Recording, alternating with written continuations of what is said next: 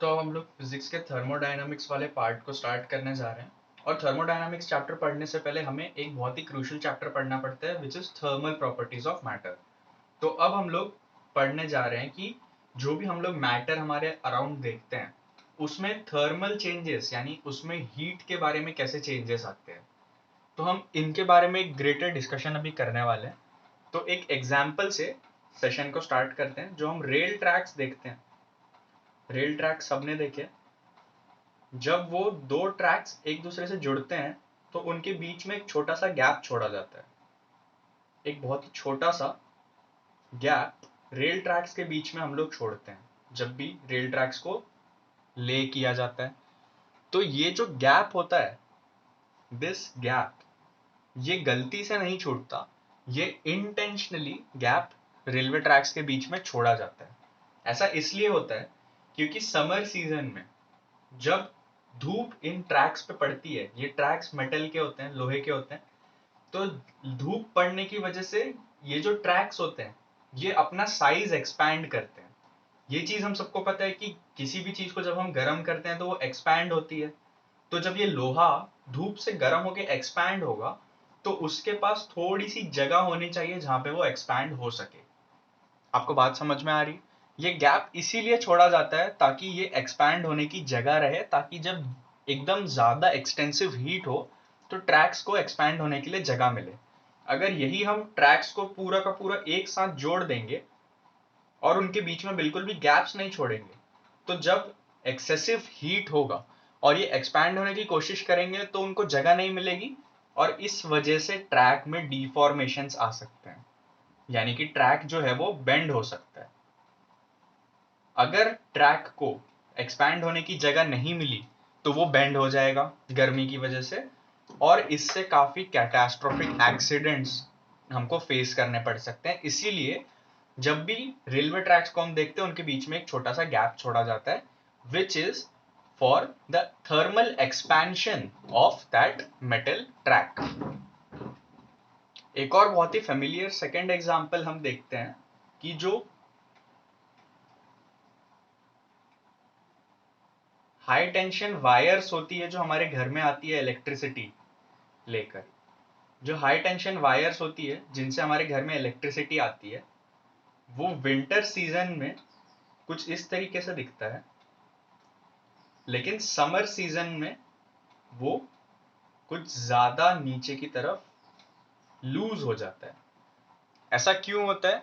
क्योंकि जो high tension wire lines होती है वो भी लोहे की बनाई जाती है, वो भी मेटल की बनाई जाती है और समर सीजन में मेटल एक्सपैंड होता है। एक्सपैंड होने की वजह से जो वायर का, जो हाई टेंशन वायर है उसका लेंथ बढ़ जाता है जिस वजह से वो एक इस तरीके का लूप क्रिएट करती है। विंटर सीजन में हमको वायर स्ट्रेट देखने मिलती है, समर में वायर लूज हो जाती है। तो ये एक और एग्जाम्पल है थर्मल एक्सपेंशन का जो कि हमें देखने को मिलता है। और इस तरीके से वायर डिजाइन की जाती है कि गर्मी की वजह से वायर जब लूज हो तो वो ज्यादा नीचे ना आ जाए जिसकी वजह से कुछ हजार्डस एक्सीडेंट्स हो सकते हैं। इस सबको ध्यान रखते हुए, थर्मल एक्सपेंशन को ध्यान रखते हुए हमारी जो हाई टेंशन वायर लाइन है जिसमें काफी हाई करंट आता है उनको डिजाइन किया जाता है। नाउ टॉकिंग अबाउट ऐसा होता क्यों है। तो जो मॉलिक्यूल्स होते हैं किसी भी मेटल में या फिर फॉर दैट मैटर किसी भी मैटर में, जो मॉलिक्यूल्स होते हैं रूम टेम्परेचर पे वो नॉर्मल होते हैं, लेकिन जब हम उनको हीट करते हैं तो वो एक्सपैंड कर जाते हैं। ये हम लोग बचपन से पढ़ते आ रहे हैं कि molecules expand when they are heated. जब हाई टेम्परेचर होता है तो जो एटम्स होते हैं वो जोर से वाइब्रेट करते हैं, वो रिगरसली वाइब्रेट करते हैं और वाइब्रेट करते करते वो ज्यादा रूम लेते हैं यानी ज्यादा स्पेस लेते हैं और इस वजह से वो एक्सपैंड हो जाते हैं। इंक्रीज इन टेम्परेचर, यहाँ पे हम लिख लेते हैं increase in temperature increases bond length। जब टेम्परेचर इंक्रीज होगा तो जो मॉलिक्यूल्स के बीच में बॉन्ड है उनका लेंथ जो है वो इंक्रीज हो जाएगा जिसकी वजह से एक्सपैंड हो जाएगा वो सब्सटेंस। Now let's talk about thermal expansion of solids. Thermal expansion of solids, ये आपको मेरे साथ साथ लिखते जाना है। तो there are 3 types of expansion which occurs in solid.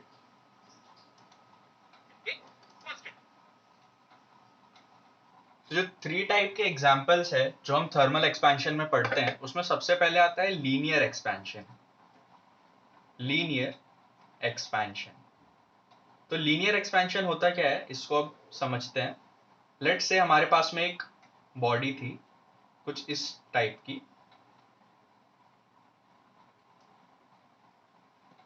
ये हमारे पास बॉडी थी जिसका इनिशियल लेंथ था एल नॉट. इनिशियल लेंथ था एल नॉट. अब इस बॉडी को हमने किया हीट. इस बॉडी को हमने किया हीट. तो जब भी किसी बॉडी को हम हीट करते हैं तो वो एक्सपैंड करती है. दिस वी ऑल नो कि किसी भी बॉडी को हीट करने पे बॉडी एक्सपैंड करती है. तो एल नॉट हमारा इनिशियल लेंथ था. एल एफ यानी एल फाइनल हमारा फाइनल लेंथ है. जब हमने डेल्टा टी टेम्परेचर दिया, जब हमने एक ऑब्जेक्ट को डेल्टा टी टेम्परेचर दिया तो वो इतना एक्सपैंड हो गया. तो इससे हम एक फॉर्मूला जनरेट करते हैं जिसको हम बोलते हैं L final is equals to L initial यानी एल नॉट लिखते हैं हम इसको 1 प्लस अल्फा डेल्टा टी. ये फॉर्मूला है लीनियर एक्सपेंशन का. ये किसका फॉर्मूला है? लीनियर एक्सपेंशन का. इसमें अल्फा जो होता है इसको बोलते हैं coefficient of linear expansion. Coefficient of linear expansion. ये हर बॉडी का, ये मटेरियल पर डिपेंड करता है. जैसे कॉपर का अलग होगा अल्फा, एक एल्यूमिनियम बॉडी का अलग अल्फा होगा. तो जैसे जैसे हमारा मेटल चेंज होगा हमारा coefficient of linear expansion alpha change होता है. ये हमको क्वेश्चन में दिया जाता है. अल्फा एक कांस्टेंट वैल्यू होती है इसकी. उसके बाद यहाँ पे जो एल एफ है दिस इज फाइनल लेंथ. जो एल नॉट है ये है इनिशियल लेंथ. सारी चीजें हम नोट डाउन कर लेते हैं. Initial length. और डेल्टा टी जो है ये है टेम्परेचर गिवन. यानी हमने बॉडी को कितना टेम्परेचर दिया जिसकी वजह से उसमें एक्सपेंशन आया. तो लीनियर एक्सपेंशन हमने पढ़ा. एक बॉडी थी जिसका लेंथ एल नॉट था, जिसको हमने हीट किया, उससे उसका लेंथ एल एफ हुआ यानी एल फाइनल, जिस पे हमने डेल्टा टी टेम्परेचर दिया और उससे हमने एक फॉर्मूला बनाया L final is equals to L initial यानी L not 1 plus alpha delta T. ये हमारा फॉर्मूला यहां से बन के आता है. अब जो सेकेंड टाइप का एक्सपेंशन है जो हम पढ़ते हैं लीनियर एक्सपेंशन के बाद है एरियल एक्सपेंशन यानी एरिया में एक्सपैंड होना. जब किसी बॉडी को हम हीट करते हैं, यहाँ पे एक स्क्वायर प्लेट है, इसको हमने हीट किया, तो हीट करने के बाद इसका एरिया बढ़ गया. अब एरिया बढ़ गया तो हम लिखते हैं इसका इनिशियल एरिया था ए नॉट, इसका फाइनल एरिया था ए एफ. तो अब इसको हमने डेल्टा टी टेम्परेचर दिया. इसका भी फॉर्मूला बहुत सेम होता है लीनियर एक्सपेंशन के. A final will be equal to A initial 1 plus beta delta T. वहां पे हम लिखते थे अल्फा डेल्टा टी, यहां पे हम लिखेंगे बीटा डेल्टा टी. और बीटा है कोएफिशिएंट ऑफ एरियल एक्सपेंशन. ये वर्ड सुन के घबराना नहीं है. ये जो कोएफिशिएंट की वैल्यू होती है ये हमें क्वेश्चन में दी हुई होती है, इसीलिए हमको उसमें डायरेक्टली पुट करना होता है. बाकी सारी चीजें पहले लीनियर एक्सपेंशन जैसे सिमिलर है. इसमें बस एक चेंज है, वो है coefficient of areal expansion. Now coming to the third topic, third type of expansion which is volumetric expansion. Volumetric expansion क्या होता है? अभी तक आपको आइडिया लग गया होगा कि एक कोई बॉडी है, लेट्स से एक क्यूब है, उसको हमने हीट किया,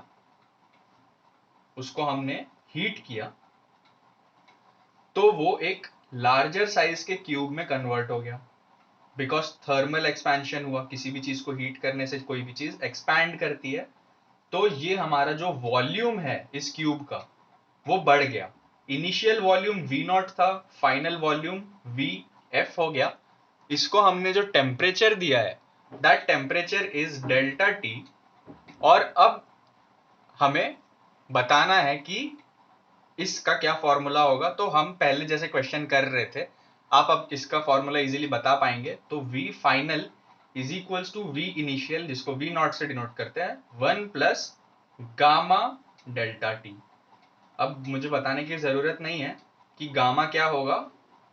gamma will be coefficient of volumetric expansion. ये भी हमको क्वेश्चन में दिया जाएगा, तो घबराने की बात नहीं है। अब तीनों फॉर्मूले को मैं समराइज करके यहां लिखता हूं।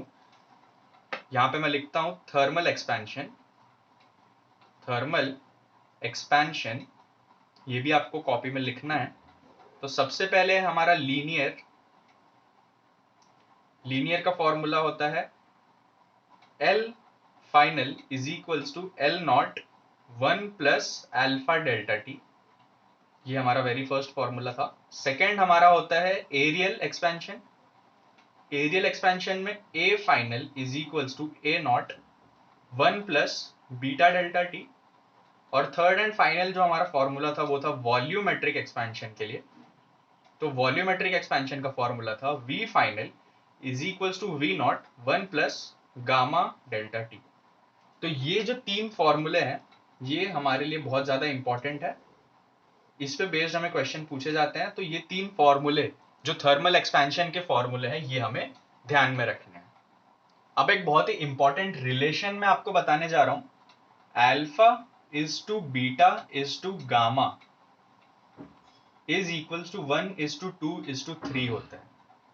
Alpha is to beta is to gamma 1 is to 2 is to 3 होता है। अगर इसको सिंपल वर्ड्स में बोलना चाहूं, अगर इसको मैं सिंपल वर्ड्स में बोलना चाहूं तो बीटा की वैल्यू होती है 2 टाइम्स अल्फा और गामा की वैल्यू होती है 3 टाइम्स अल्फा। तो ये रिलेशन हमें याद रखना है क्योंकि ये काफी क्वेश्चंस में यूज होता है। बीटा इज 2 टाइम्स अल्फा और गामा इज 3 टाइम्स अल्फा। अब थर्मल एक्सपेंशन का हम एक और फॉर्मूला देख लेते हैं। थर्मल एक्सपेंशन का एक बहुत ही इंपॉर्टेंट और बहुत ही सिंपल फॉर्मूला ये होता है कि delta L is equals to L not alpha delta T. अब ये जो डेल्टा एल है ये होता है L final minus L initial, यानी L F minus L not is equals to L not alpha delta T. ये जो फॉर्मूला है ये भी हमें ध्यान रखना है ताकि हम क्वेश्चंस में इजीली इन दोनों में से कोई भी फॉर्मूला यूज कर पाए। एक फॉर्मूला मैंने आपको बताया वो होता है L final is equals to L not 1 plus alpha delta T.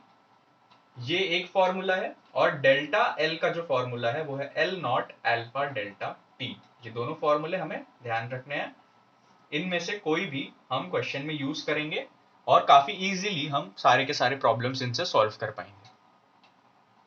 तो अब इसी पे बेस्ड सबसे पहला क्वेश्चन हम देखते हैं जो बहुत ही सिंपल है, येट ये नीट में पूछा गया क्वेश्चन है। हम सारे प्रीवियस ईयर क्वेश्चंस को ही लेंगे ताकि हमें एक ब्रॉडर अंडरस्टैंडिंग आए कि किस तरीके से एग्जाम हमसे क्वेश्चन कर रहा है। तो यहाँ पे मैं समझा देता हूँ। सबसे पहले के टाइम में क्या होता था, जो लोहे के जो लकड़ी के टायर्स होते थे, लकड़ी के चक्के होते थे, उनपे लोहे की एक रिंग हम लोग फिट करते थे। तो एक लकड़ी का जो टायर होता था वो लकड़ी का टायर खराब ना हो इसीलिए उसके अराउंड एक लोहे की मेटल जो रिंग होती थी वो हम लोग फिट करते थे। और वो रिंग को फिट करने का तरीका क्या था, वो रिंग जनरली टायर से छोटी होती थी। उस रिंग को करते थे हीट, जिसकी वजह से वो एक्सपैंड हो जाती थी। फिर उसको टायर पे चढ़ाते थे और फिर उसे ठंडा कर देते थे जिससे वो टायर पे बिल्कुल परफेक्टली फिट हो जाती थी। कॉन्सेप्ट समझ में आया? रिंग बिठाने के लिए रिंग टायर से छोटी होती थी, उसको हम गर्म करके एक्सपैंड करते थे, उसको टायर पे चढ़ाते थे और फिर ठंडा कर देते थे जिससे कि वो टायर पे बिल्कुल परफेक्टली फिट हो जाती थी। तो अब इसी कॉन्सेप्ट को यूज करके यहाँ पे एक क्वेश्चन बना दिया गया है। An iron tyre is to be fitted to a wooden wheel of 1 metre diameter. इसका डायामीटर कितना है? 1 मीटर इस चक्के का। अब उसने बोला है कि the diameter of the tyre is 6 mm smaller than the wheel. मतलब अगर ये रिंग है मेटल वाली जो टायर है जो हमको चढ़ानी है, ये 6 मिलीमीटर छोटी है वुडन टायर से। तो हमारा वुडन टायर का डायमीटर कितना था? हमारा वुडन टायर का डायमीटर 1000 मिलीमीटर था। 1 मीटर यानी 1000 मिलीमीटर। अब इससे 6 mm छोटा, इसका मतलब इसका डायमीटर कितना है 994 मिलीमीटर। Is that clear? ये 994 है और ये 1000 है, हमको दोनों का डायमीटर पता चल गया है। Find the temperature by which the tyre must be heated. यहां पे हमको पूछा है कि डेल्टा टी कितना होगा, कितने से हम टायर को हीट करेंगे कि हमारा जो मेटल वाला टायर है वो बराबर वुडन वाले टायर पे फिक्स हो जाए। तो इसको करने के लिए हम एरियल एक्सपेंशन यूज कर सकते हैं, लेकिन मैं आपको यहाँ पे एक ट्रिक बताने वाला हूं जिससे कि बहुत इजी हो जाएगा हमारा क्वेश्चन सॉल्व करना। तो ट्रिक ये है कि हम यहाँ पे यूज करेंगे लेंथ एक्सपेंशन यानी लीनियर एक्सपेंशन का फॉर्मूला। लीनियर एक्सपेंशन का फॉर्मूला अभी अभी मैंने बताया क्या होता है, delta L is equals to L not, delta L is equals to L not alpha delta T, alpha delta T. ये हमारा लीनियर एक्सपेंशन का फॉर्मूला है, delta L is equals to L not alpha delta T. तो ये इसको हम यहाँ पे कैसे यूज करें, इसको यूज करने का ट्रिक ये है कि हमको सर्कल का सर्कमफरेंस निकाल लेना है। सर्कमफरेंस ऑफ अ सर्कल का फॉर्मूला हम सब जानते हैं, सर्कमफरेंस ऑफ सर्कल होता है 2 pi R. Is this correct? 2 pi R circumference का फॉर्मूला होता है। यहाँ पे हमको आर यानी रेडियस नहीं दिया है बट हमें डायमीटर दिया है, तो सर्कमफरेंस के फॉर्मूला को हम पाई इंटू 2r भी लिख सकते हैं और 2 टाइम्स आर डायमीटर होता है, तो हम पाई इंटू डी लिख सकते हैं सर्कमफरेंस का formula. Is this clear? 2 times R जो होता है, रेडियस को जब डबल कर देते हैं डायमीटर बन जाता है, तो पाई इंटू डी हमारा फॉर्मूला आ गया फॉर सर्कमफरेंस ऑफ सर्कल। तो सबसे पहला जो ये है मेटल वाला जो रिंग है, जो मेटल वाला टायर है, वो हमारा इनिशियल लेंथ है, यानी हम 994 मिलीमीटर पे हैं और हमको उसको एक्सपैंड करके लेकर जाना है 1000 मिलीमीटर्स पे, यानी हमको हीट देके उसको एक्सपैंड करना है 1000 मिलीमीटर्स तक। तो हमारा इनिशियल जो लेंथ होगा, इसका मतलब हमारा जो इनिशियल लेंथ होगा एल नॉट, यहां पे मैं लिखता हूं L not will be equal to pi into इसका डायामीटर 994। Is this correct? और हमारा जो एल एफ होगा यानी एल फाइनल होगा वो भी पाई इंटू 1000 होगा, क्योंकि ये हमारा फाइनल है, हमको इनिशियल से फाइनल तक जाना है। तो अब हमारे पास इनिशियल लेंथ भी है पाई इंटू 994, हमारे पास फाइनल लेंथ भी है पाई इंटू 1000। हम फॉर्मूला लगाएंगे delta L is equals to L not alpha delta T. हम ये फॉर्मूला यूज करने जा रहे हैं, ठीक है। डेल्टा एल होता है L F minus L not, यानी L final minus L initial is equals to L not alpha delta T. This is clear? अब एल फाइनल हमारा कितना है 1000 पाई, 1000 पाई, और एल इनिशियल है हमारा 994 पाई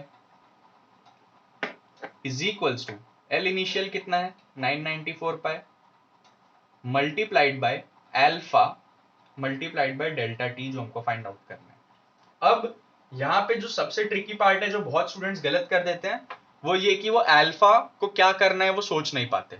हमें क्वेश्चन में जो कोएफिशिएंट दिया हुआ था वो बीटा था, हम चाहते तो बीटा का फॉर्मूला डायरेक्टली यूज कर सकते थे, लेकिन एरियल एक्सपेंशन में जब एरिया आ जाता तो हमारे पास फॉर्मूला बनता पाई आर स्क्वायर, और स्क्वायर को सॉल्व करना हमारे लिए मुश्किल हो जाता, इसीलिए हमने लीनियर फॉर्मूला लिया।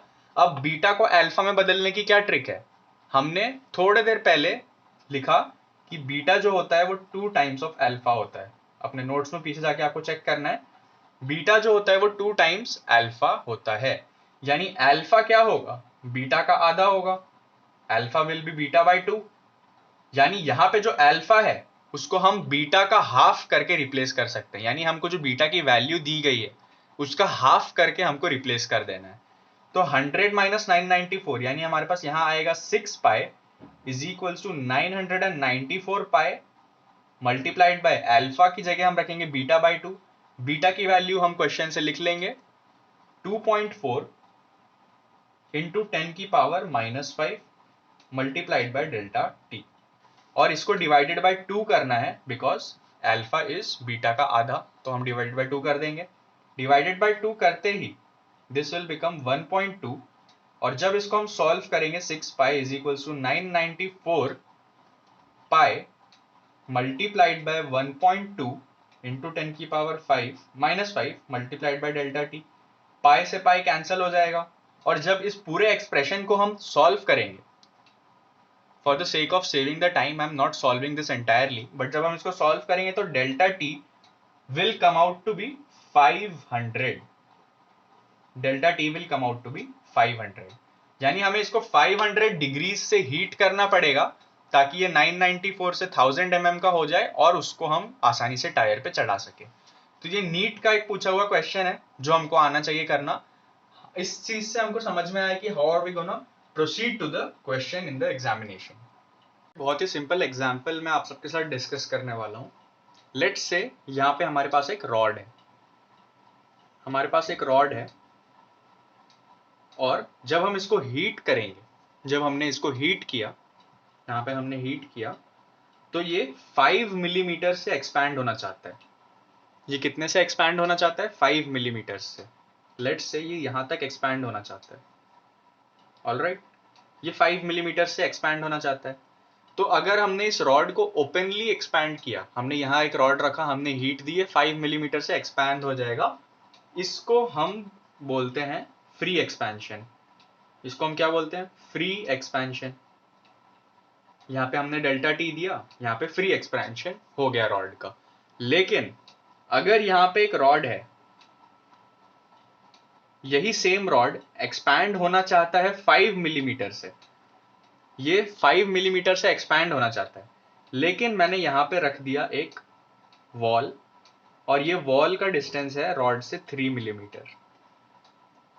मतलब अब जब मैं इसको डेल्टा टी से हीट करूंगा तो ये एक्सपैंड तो 5 मिलीमीटर होना चाहता है, बट ये हो कितना पाएगा? ये हो सिर्फ 3 मिलीमीटर पाएगा, क्योंकि इसके पास जगह ही 3 मिलीमीटर की है। यहां से भी हमने इसको ब्लॉक करके रखा हुआ है, तो ये 3 मिलीमीटर एक्सपैंड कर पाएगा। 5 की जगह जब ये 3 मिलीमीटर एक्सपैंड करेगा तो इसके ऊपर आएगा एक स्ट्रेस, इसके ऊपर आएगा एक स्ट्रेस। और अभी हम यही टॉपिक पढ़ने जा रहे हैं जिसको हम बोलते हैं थर्मल स्ट्रेस।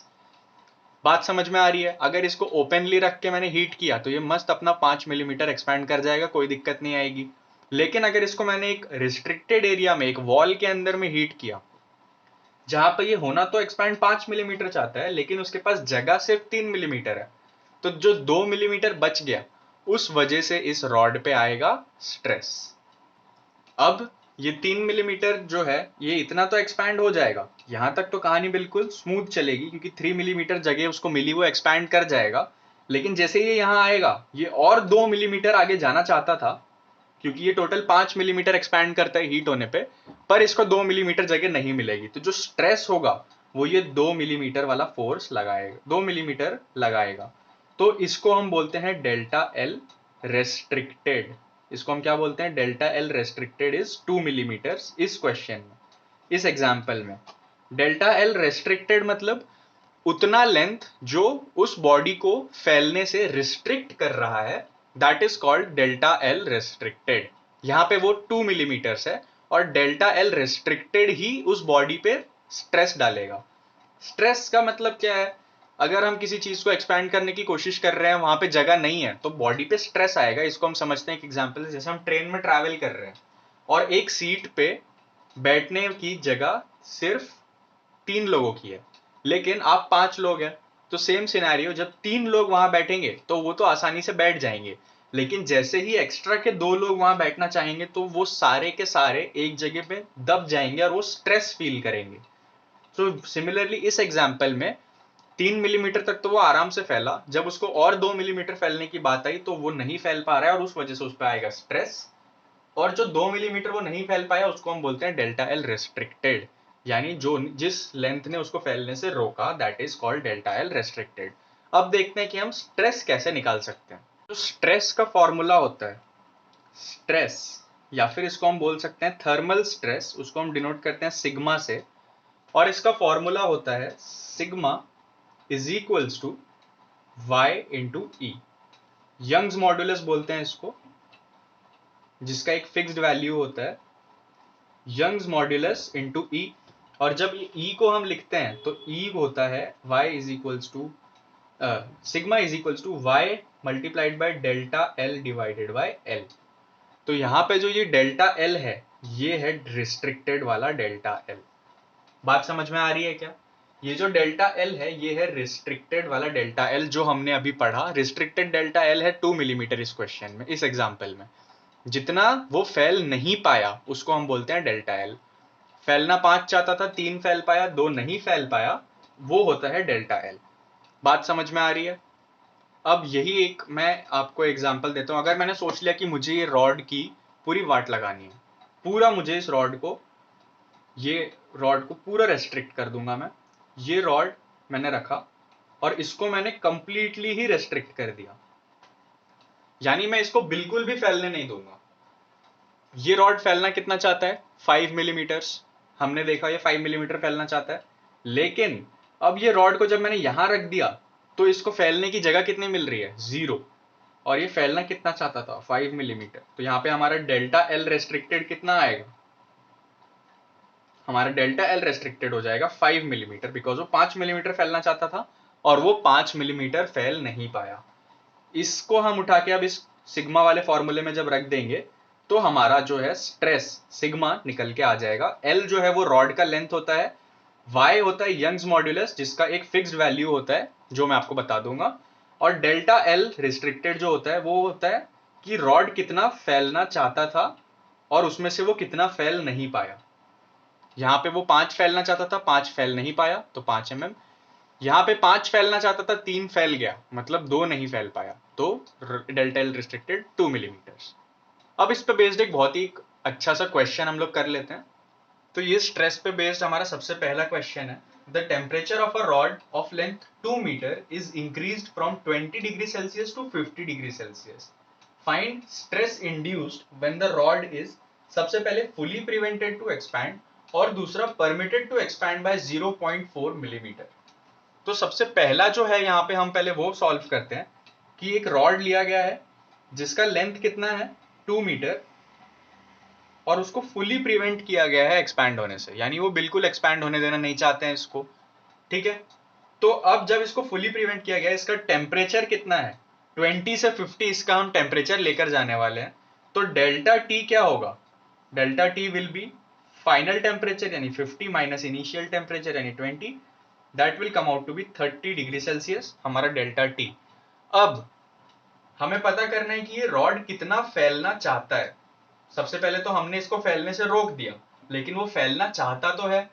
तो हम कैसे पता करेंगे कि रॉड कितना फैलना चाहता है? उसके लिए हमारे पास फॉर्मूला था delta L is equals to L not alpha delta T. ये हमने पढ़ा था कि रॉड कितना फैलना चाहता है, उसके लिए ये फॉर्मूला हमने पढ़ा हुआ था कि डेल्टा एल जो है वो कितना फैलना चाहता है, यानी रॉड कितना फैलना चाहता है, डेल्टा एल निकालना पड़ेगा। तो डेल्टा एल हमारा आएगा एल नॉट यानी इनिशियल लेंथ जो कि है 2 मीटर, एल्फा है हमारा 15 इंटू 10 की पावर -6 और डेल्टा टी है हमारा 30। तो यहां से जब हम डेल्टा एल को सॉल्व करेंगे, so this will become 30 into 30 into 10 की पावर -6, और डेल्टा एल जो है इसको 900 और डिवाइडेड बाय 10 की पावर 6 करने के बाद हमको मिलता है 0.9 मिलीमीटर। इसको आप सॉल्व करके देख सकते हैं पूरा। 0.9 मिलीमीटर हमारा डेल्टा एल आएगा। इसका मतलब ये हुआ कि ये जो रॉड था ये 0.9 मीटर 0.9 मिलीमीटर से फैलना चाहता था, बट हमने इसको पूरी तरीके से प्रिवेंट कर दिया फैलने से, यानी हमारा डेल्टा एल रेस्ट्रिक्टेड जो है वो कितना आएगा? डेल्टा एल रेस्ट्रिक्टेड क्या होता है कि कितना रॉड फैल नहीं पाया, तो वो पूरा का पूरा 0.9 नहीं फैल पाया, यानी डेल्टा एल रिस्ट्रिक्टेड हमारा 0.9 मिलीमीटर आ जाएगा।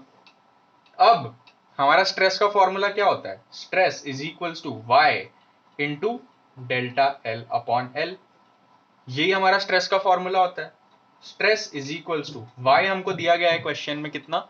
2 इंटू 10 की पावर 11, 2 इंटू 10 की पावर 11, और डेल्टा एल बाय एल यानी 0.9 डिवाइडेड बाय लेंथ कितना है हमारा? 2 मीटर्स। तो जब हम इसको सॉल्व करेंगे तो 2 से 2 कैंसिल हो जाएगा और हमारा जो सिग्मा है वो निकल के आएगा 0.9 इंटू 10 की पावर 11, या फिर हम इसको लिख सकते हैं ऐसे 9 इंटू 10 की पावर 7 न्यूटन पर मीटर स्क्वायर। ये 9 इसलिए हो गया क्योंकि यहाँ पे हमने मीटर ले लिया मिलीमीटर की जगह। आप चाहे तो आंसर मिलीमीटर में भी छोड़ सकते हैं, बट ऑप्शंस में जनरली मीटर में दिया होता है तो आपको कन्वर्ट करना पड़ेगा। ऑलराइट, ये 11 से 7 इसलिए हुआ क्योंकि एक इसका पॉइंट का डेसिमल और हमने मिलीमीटर से मीटर में लेकर गए, इसीलिए ये 9 इंटू 10 की पावर 7 हमारे पास में फाइनल आंसर आ गया है सबसे पहले पार्ट का, कि फुली जब हम उसको प्रिवेंट कर देंगे तो हमारा कितना स्ट्रेस आएगा। ये हमारा पहला आंसर आ चुका है। अब आ जाते हैं हमारे सेकेंड पार्ट पे, जहां पे उसको परमिटेड टू एक्सपैंड है 0.4 मिलीमीटर, यानी जो हमारा रॉड था 2 मीटर्स का वो एक्सपैंड होना कितना चाहता है, वो एक्सपैंड होना चाहता है 9 मीटर, बट उसको हमने एक्सपैंड होने दिया 0.4। वो होना चाहता था 0.9 मिलीमीटर तक, बट हमने उसको 0.4 तक होने दिया। तो हमारा डेल्टा एल रेस्ट्रिक्टेड कितना आएगा? रेस्ट्रिक्टेड क्या होता है? जितना वो फैल नहीं पाया। वो फैलना चाहता था 0.9, फैल पाया 0.4, यानी 0.5 मिलीमीटर वो नहीं फैल पाया, और ये हमारा है delta L restricted. Delta L restricted हमको मिल गया कितना? 0.5 मिलीमीटर। इसको सीधा हम फॉर्मूले में रखने वाले हैं। हमारा स्ट्रेस का फॉर्मूला होता है y इंटू ई होता है स्ट्रेन, जिसको हम एक और तरीके से लिख सकते हैं, वो है डेल्टा एल बाय एल।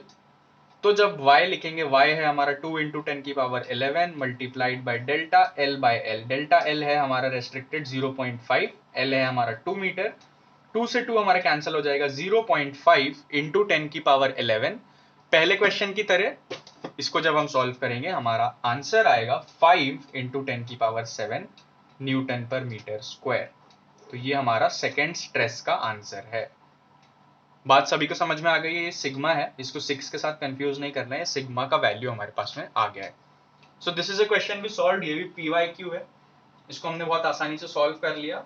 बस मेन पार्ट जो है वो है डेल्टा एल रेस्ट्रिक्टेड निकालना, और वो होता है कि कितना वो रॉड फैल नहीं पाया। जिसने वो निकाल लिए डायरेक्टली फॉर्मूला में पुट करना है, कैलकुलेशन करके हमारा आंसर आ जाएगा। तो अब एक बहुत इंटरेस्टिंग कॉन्सेप्ट हम यहाँ पे पढ़ने जा रहे हैं, which is called concept of apparent expansion. Apparent expansion, ये आपको नोट्स में लिखना है, ये काफी इंपॉर्टेंट कॉन्सेप्ट है। This is called concept of apparent expansion. अब बहुत ही सिंपल सी बात हम समझने की कोशिश करते हैं। यहाँ पे एक हमारे पास में यूटेंसिल है। ये यूटेंसिल में एक लिक्विड है, ये हमारा यूटेंसिल है, ओके। इसमें लिक्विड फील्ड मैं फिर से ड्रॉ कर देता हूं। ये हमारा यूटेंसिल है जिसमें लिक्विड फील्ड है कुछ यहां तक। अब सबसे पहला जो केस है वो हम समझने की कोशिश करते हैं। तो सबसे पहला केस मैं एक जनरल एग्जांपल से समझाने की कोशिश करता हूं।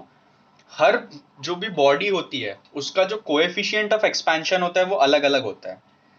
कोएफिशिएंट ऑफ एक्सपेंशन हमको क्या बताता है कि बॉडी को हीट करने से बॉडी कितना एक्सपैंड करेगी। लेट्स से फॉर एग्जांपल ये पेन है और ये एक मोबाइल का कवर है। तो अगर इसका गामा इस मोबाइल के कवर से बड़ा हुआ तो जब मैं इसे हीट करूंगा तो ये, अगर मैंने दोनों को सेम हीट दिया तो ये ज्यादा एक्सपैंड करेगा, ये कम एक्सपैंड करेगा, क्योंकि इसका गामा ज्यादा था, इसका गामा कम था। दोनों को सेम अमाउंट ऑफ हीट देने से ये ज्यादा एक्सपैंड करेगा, ये कम एक्सपैंड करेगा। लेकिन अगर इन दोनों का गामा सेम होगा, अगर इन दोनों का गामा सेम होगा तो अगर मैं इनको सेम हीट दूंगा तो दोनों सेम अमाउंट से एक्सपैंड करेंगे। ये फंडा क्लियर है क्या? कि ये दो ऑब्जेक्ट है अलग अलग, लेकिन अगर दोनों का गामा सेम है तो सेम हीट देने पे ये सेम अमाउंट से एक्सपैंड करेंगे। ये चीज क्लियर है? अब आ जाते हैं हमारे क्वेश्चन पे। तो हमारे क्वेश्चन में सबसे पहले बोला है कि अगर लिक्विड का गामा और सॉलिड यानी जो कंटेनर है उसका गामा सेम हुआ तो जैसे जैसे ये एक्सपैंड करेगा पानी भी एक्सपैंड करने लगेगा। मतलब जितना हमारा सॉलिड एक्सपैंड करेगा उतना ही हमारा लिक्विड भी एक्सपैंड कर जाएगा। अगर सॉलिड हमारा इतना बड़ा हो गया एक्सपैंड करके, तो लिक्विड का भी हमारा एक्सपेंशन हो जाएगा क्योंकि दोनों का गामा सेम है। और जब दोनों का सेम अमाउंट से एक्सपेंशन होगा तो हमारा जो वॉल्यूम में चेंज आया वो हमारा 0 रहेगा। समझ में आई क्या बात? क्योंकि सॉलिड भी उतना ही एक्सपैंड हो गया, लिक्विड भी उतना ही एक्सपैंड हो गया, तो हमारा डेल्टा वॉल्यूम जो चेंज आया वो 0 हो गया। अब सेकेंड केस क्या बोलता है कि जो गामा ऑफ लिक्विड है that is less than gamma of solid. बात समझ में आई क्या? यानी गामा एपेरेंट जो है, यानी दोनों का जो गामा है वो लेस देन 0 है। इसका मतलब क्या हुआ? गामा ऑफ लिक्विड, ये वाले पार्ट को सुन के कंफ्यूज होने की नीड नहीं है, अभी सारी के सारी चीजें सेंस बनाना शुरू करेगी। जो लिक्विड का गामा है वो सॉलिड के गामा से कम है, मतलब सॉलिड ज्यादा बढ़ जाएगा लेकिन लिक्विड उतना नहीं बढ़ पाएगा। सॉलिड का गामा ज्यादा है, दोनों को हीट करेंगे, सॉलिड बढ़ जाएगा, लिक्विड नहीं बढ़ पाएगा। तो सॉलिड बढ़ गया, सॉलिड जो है वो बढ़ गया लेकिन लिक्विड नहीं बढ़ पाया। तो जो एपेरेंट जो था, मतलब जो पहले केस में लिक्विड था, वो उसके नीचे चला जाएगा क्योंकि सॉलिड तो बड़ा हो गया बट लिक्विड नहीं बढ़ पाया, तो वो नीचे चला जाएगा। तो यहाँ पे जो हमारा डेल्टा वॉल्यूम चेंज आएगा वो होगा नेगेटिव, यानी वॉल्यूम पहले जितना था उससे कम हो जाएगा। बिकॉज हमारा जो कंटेनर है वो बढ़ गया बट हमारा जो वाटर था या फिर जो भी सब्सटेंस उसमें रखा हुआ था वो एक्सपैंड नहीं हुआ, लिक्विड, और हमारा जो डेल्टा वॉल्यूम है वो कम हो गया। थर्ड एंड फाइनल केस क्या बोलता है? Delta of liquid is greater than delta of solid. मतलब जब हम हीट करेंगे तो लिक्विड ज्यादा एक्सपैंड होगा और सॉलिड कम एक्सपैंड होगा। इसका मतलब जो गामा अपेरेंट है वो पॉजिटिव आएगा। इसका मतलब जो डेल्टा वी है वो आएगा पॉजिटिव। कैसे? क्योंकि जो कंटेनर है उसका साइज ज्यादा नहीं बढ़ा, कंटेनर का साइज ज्यादा नहीं बढ़ा, पर वॉल्यूम ऑफ लिक्विड जो है वो ज्यादा एक्सपैंड कर गया, तो हमारा जो नेट वॉल्यूम है वो पॉजिटिव आएगा, मतलब पहले से बढ़ जाएगा। तो ये 3 केसेस हमें ध्यान में रखने हैं for concept of apparent expansion. एक बार मैं फिर से रिपीट कर देता हूं, जब दोनों का गामा सेम होगा तो वॉल्यूम में चेंज नहीं आएगा। जब सॉलिड का गामा ज्यादा होगा तो सॉलिड बड़ा हो जाएगा, लिक्विड उतना जल्दी नहीं बढ़ पाएगा, तो वॉल्यूम कम हो जाएगा, नेगेटिव आ जाएगा। थर्ड केस जो है जिसमें लिक्विड का गामा ज्यादा है, सॉलिड का कम है, तो सॉलिड एक्सपैंड नहीं कर पाएगा बट लिक्विड जल्दी से एक्सपैंड करके बड़ा हो जाएगा और हमारा जो वॉल्यूम है वो पॉजिटिव आएगा, यानी पहले से हमारा वॉल्यूम बढ़ जाएगा। So I hope concept of apparent expansion अब आपको क्लियर है।